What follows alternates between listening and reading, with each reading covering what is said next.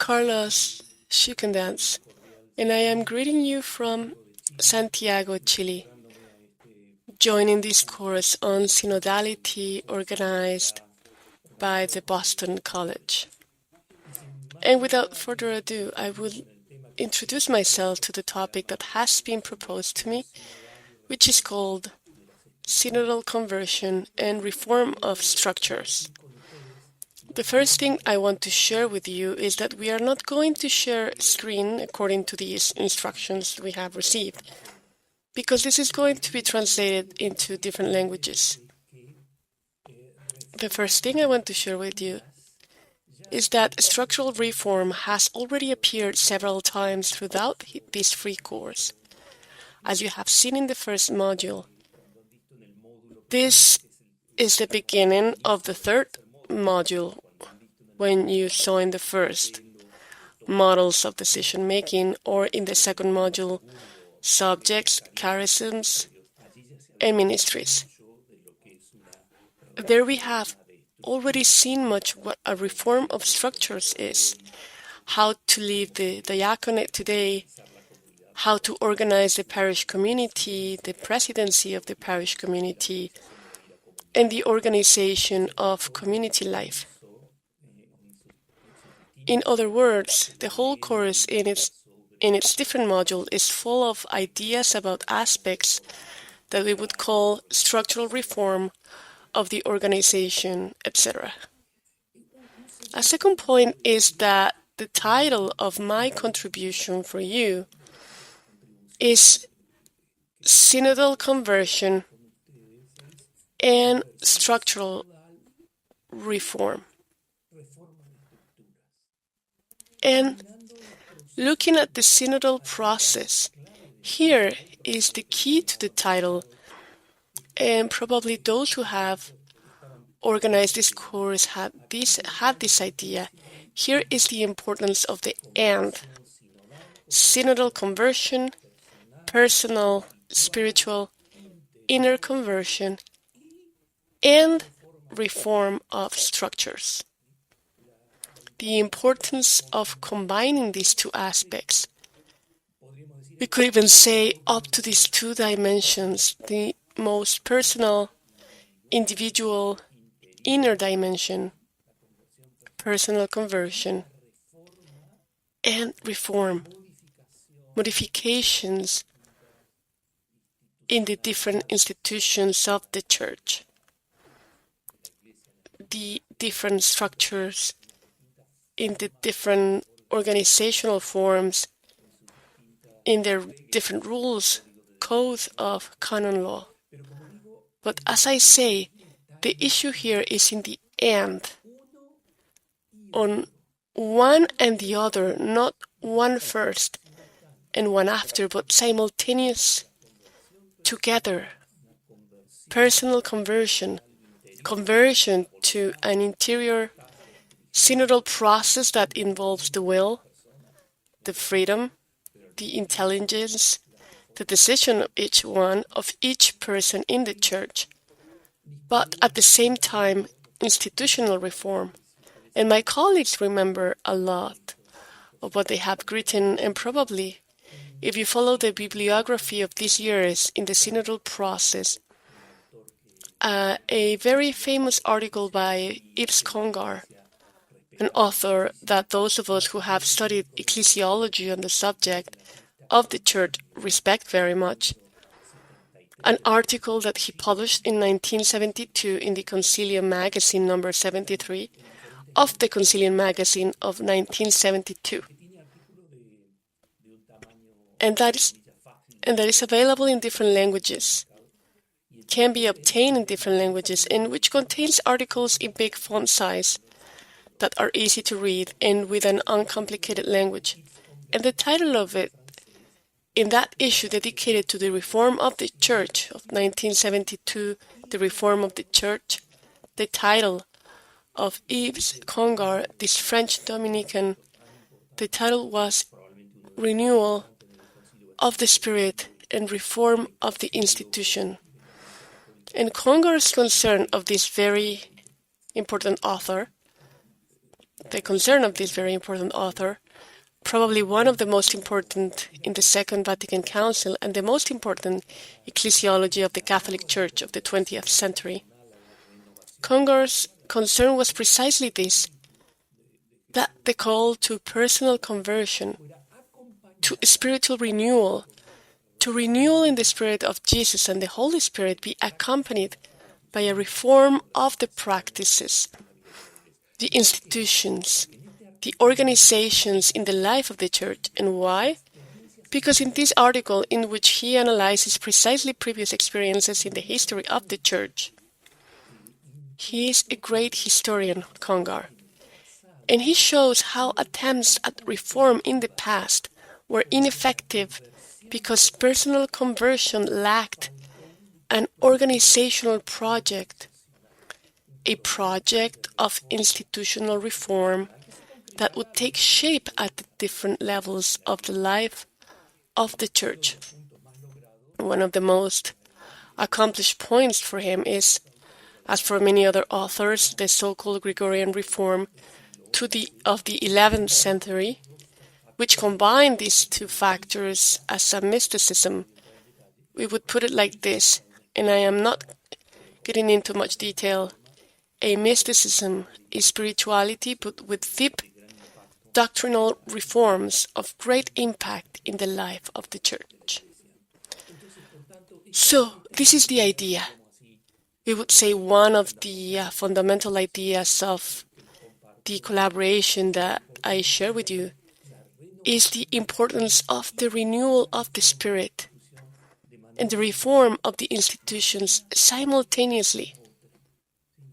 It is not one prior to the other, but both must go together. Both must go together for a renewal in the Church, as Vatican II intended, since a synodal process intended to be effective. One of them is not enough to carry out a pure organizational reform. It is not satisfactory, a pure interior spiritual reform. Personal conversion is not enough. That's why two aspects are necessary, although Congar warns of a very important factor. What trend has there been in Catholicism? He wonders. The trend has been to, above all, emphasize the moral aspect of the problem and, in this sense, to live on a second level or a second concern, institutional organizational reform, for example, the reform of the seminaries, or the way in which the ministry of priests was lived, or the regulation of the government of the bishops, or the reform of canon law. In short, so many themes: the organization of dioceses, churches, and episcopal conferences. The tendency in the history of Catholicism is to emphasize interior reform. There is no doubt that there is a root there, but that personal root of freedom needs to be expressed, translated into an organizational reform, precisely so that it can be concretized in human life and in the life of the Church. In this sense, I am now taking another step forward, and will be the text that I'm going to use in the next few minutes. I suggest not forgetting to review the synthesis report published after the Assembly in October of 2023, the synthesis report, A Synodal Church in Mission. A long text in Spanish is about 45 pages long, and more or less in Italian, German, English. Because then one can imbibe a lot of what is at stake of the issues in discernment, in debate. The document is called the Synthesis Report, which my colleagues may have already referred to in some of the other presentations. And it is divided into 3 parts, into 20 topics, and which in turn have subdivision. For example, notice what I was just telling you about personal, spiritual, and organizational reform. In number 20, It contains numbers and then letters. In number 20C, notice this phrase which states, "It is not enough to create structures of co-responsibility." Aquí hay día co-responsibility. If personal conversion to a missionary synodality is lacking. Of course, it is not enough to renew an organization for everything to work. It is necessary for people to be renewed. It is not enough to change a code of conduct to change the life of a society. And it contains several expressions of this type. When it states in point 9 with the title, "Women in the Life and Mission of the Church," it also has a phrase along these lines, "A profound spiritual conversion is necessary as a basis for any structural change." Like a base, of course. The danger is immediately apparent. It's, so a structural change is secondary? First things first. No, both simultaneously, without ignoring the root of personal transformation to generate new structures. Because here there is a kind of circle, a hermeneutical circle, a new organization, a new juridical rule, a new custom. It helps personal conversion, and personal conversion holds the reform of the institution, then feeds off this social, organizational, structural dimension with that more personal dimension. That's why they must always go together to carry out a lasting reform. Well, what I'm going to do now in the minutes that I have left is to highlight a few points, starting from this text of the synthesis that you have available on the website of the Synodal process. Look at a very important example, number 17, off-topic number 17, which is in part 3. There is a point referring to missionaries in the digital environment. Huge challenge. And there in point 17I states, we must also consider the implications of the new digital missionary frontier for the renewal of existing parish and diocesan structures. This new reality, the digital environment, a new environment in which we live. It is not only a medium and instrument, but it is truly an environment, a place of dialogue. Wow, that's how we are experiencing it now with this course, how to renew the existing parish and diocesan structures in light of this challenge that poses problems but also opportunities. This course on synodality is an example of these possibilities offered by the digital environment. But you see, therein lies a very important challenge for parish and diocesan structures. Another idea that could help us in the general way is the renewal of pastoral structures in number 18, which talks about the bodies of participation, many of which are going to be studied, will be reflected on this third part of the course on synodality, and states, the responsibility of all in mission must be the basic criterion for the structuring of Christian communities and of the entire local church. The base criteria. Everyone's responsibility in the mission. This idea, the responsibility of all in mission, has to be translated into a criterion for reformulating a pastoral council, a diocesan council, a presbyteral council, the ways of life of priestly ministry, lay ministry, etc., etc. You can see there in the text, in many places, reflections on aspects like this one. I will go further and propose another point. For example, when talking about leadership reform, there's a major structural reform that has appeared over the course of different ways. In the case of deacons, in number 11 of the document, and something similar in point 12 in relation to the bishops. For example, in the point of the bishops in 12J, it says that they are activated in ways that juridically it is necessary to define structures and processes of regular verification of the bishop's task. How does he exercise his authority and evaluation? And it says in juridical forms to be defined, thus has a proposed institutional reform that the bishop does not do what he wants, but that his conduct is regulated, that it is so well regulated that it does not depend only on his goodwill, that it also depends on an organization that has consensual rules. And that's where the idea of accountability comes in, the culture of accountability.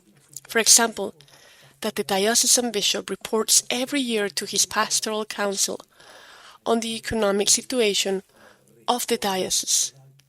There you have a small but profound institutional reform, because it obliges the bishop to be accountable, to an attitude of transparency. Not only that he is good, but personally, something so important, right? A person led by the Spirit, but at the same time, the organizational form is also theologically correct, and so on.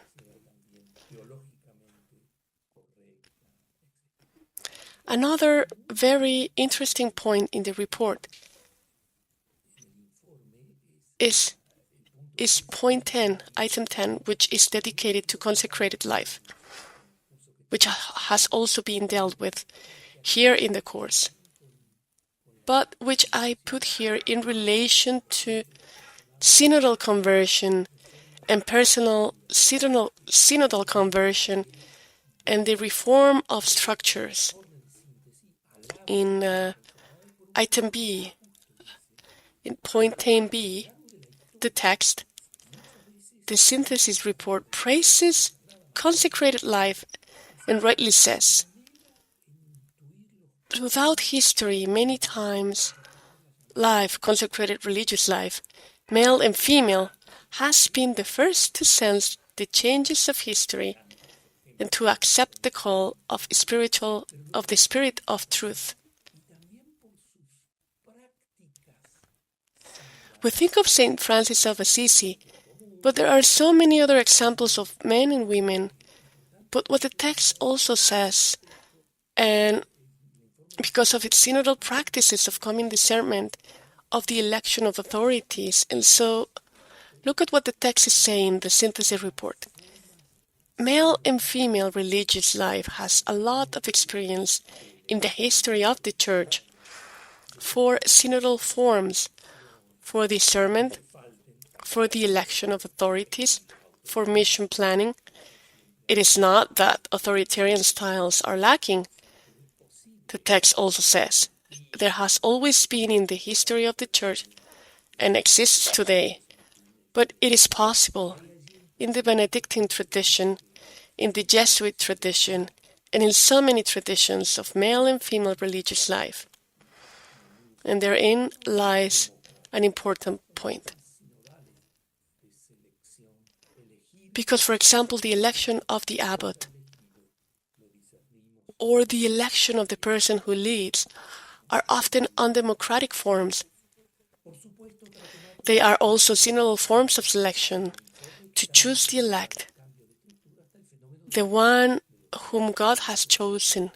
We discern in common, and he will preside over us. Religious life has a lot of this. Absolutely. Another theme, and I'm adding themes that appear in the report and that are linked to changes in structure to the phenomenon of abuse that has impacted so much on the panorama of the international church in recent years. And here, this is both number 1 and number 12. If you were to search with the search engine for the word abuse, you will clearly find the places where it is collected, and for example, in point 1e, in the opening point that speaks of the synodality of experience and understanding, there is an emphasis on the need to review the structural conditions that have allowed and still allow abuses in the life of the Church. We know from the analysis that the issue of abuse is not just about the personal morality of the abusers, but the conditions, the more structural organizational conditions, the conception of the priesthood, etc., that have facilitated the abuses and their persistence over time. Of course, in the synthesis report, there is also a suggestion for this reform and creation of new structures. But in number 19, when the third part of the report talks about the regrouping of the Church, a criterion is also put forward that is quite pertinent, that several of my colleagues repeat. Before creating new structures, let us note the need to strengthen and revitalize the existing ones. It's clear. Of course, we have to create new structures that better reflect this responsibility of everyone in the mission as the basic criterion. This is for structural reform, everybody's responsibility in the mission. But of course, we already have a number of organizations functioning in our church at every level, at the level of charity, at the level of teaching, at the level of the government of a diocese. So of course, it's very important not only to make something new, which has to be done, attending to new needs and new discernment about the signs of the times, but also to revitalize what already exists with a new spirit, with a new regulation, with a new vision translated into an organizational form. That's an important criterion. And finally, to conclude, because I cannot go any longer, I find it very interesting that when we talk about the change of structures in the text of the synthesis report, not only intra-ecclesial synodality appears. Sometimes the synodal process is criticized because it seems that we are in such a complicated world with so many problems. We are, as it were, taking care of ourselves as we organize among ourselves. And of course, the answer is not precisely a question of a renewal. In the words of Francis, for going on mission. The theme is mission. It is not to organize ourselves better to make an exemplary community, which is already an important missionary point. No. Here, as the title of the text says, a synodal church and a mission. That is why the theme of this missionary is so important. And that's why I say, and this is what I'm wrapping up with, I find it interesting that the synthesis report includes not only the structures of the Church that need to be reformed, but also the impact of the synodal process, the reform of the structures of society.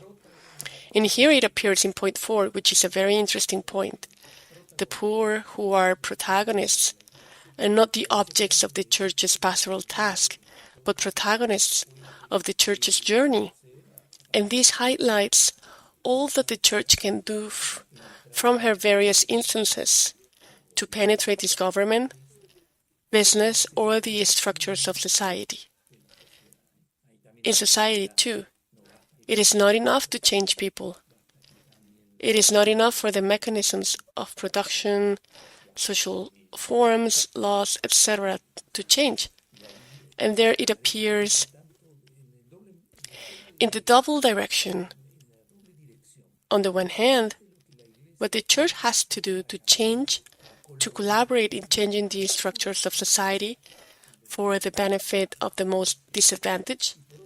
And on the other hand, based on this reflection on the poor and marginalized in society, the changes are in point 4J, the changes that need to be made in the structure of the Church so that the service to the poor is more adequate, more efficient, more in line with our time. Well, these are just a few brushstrokes of this very broad theme, and that in the module that begins structures for a synodal church, which is Module 3, you are going to go through several of the parish pastoral councils of this priestly formation, co-governance, that is, many ways in which it can be concretized. And I have just come here to give a view or a more general perspective to underline the importance of the synthesis report and how much you can take advantage of it, and highlight the title, Synodal Conversion and Reform of Structures. All right, thank you very much.